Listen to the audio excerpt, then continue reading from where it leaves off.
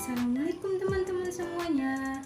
Video kali ini saya akan membuat media pembelajaran yang membahas tentang gempa bumi. Nah, materi gempa bumi ini termasuk dalam pembelajaran SMA kelas 10 semester 2. Langsung saja kita tonton videonya. Selamat menyaksikan. Gempa bumi adalah getaran atau guncangan yang terjadi di permukaan bumi akibat pelepasan energi dari bawah permukaan secara tiba-tiba yang menciptakan gelombang seismik. Gempa bumi biasa disebabkan oleh pergerakan kerak bumi atau lempeng bumi. Selain itu, gempa bumi juga bisa disebabkan oleh letusan gunung api.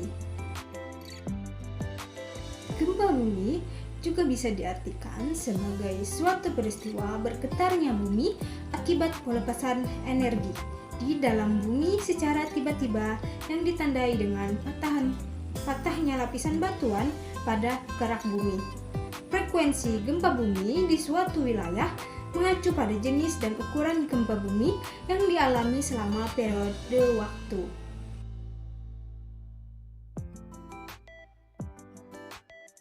Umumnya, gempa bumi diakibatkan dari lapisan energi yang dihasilkan tekanan yang disebabkan lempengan yang bergerak.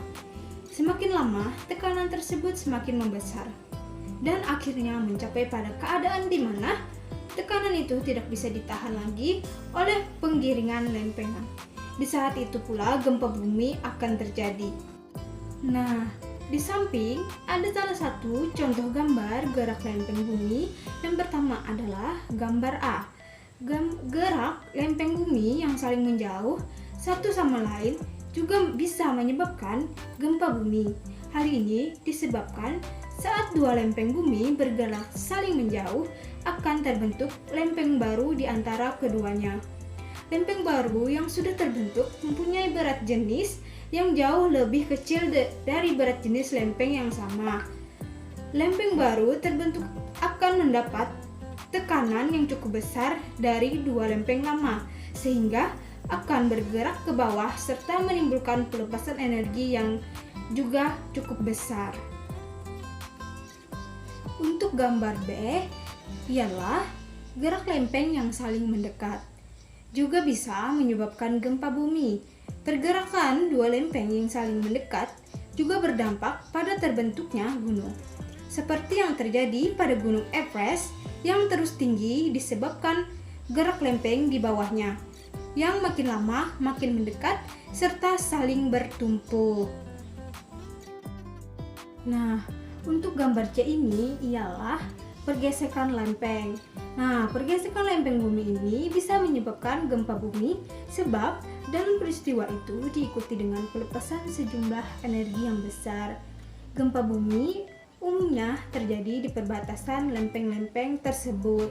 Gempa bumi yang sangat parah umumnya terjadi pada perbatasan lempeng kompresional serta transisional.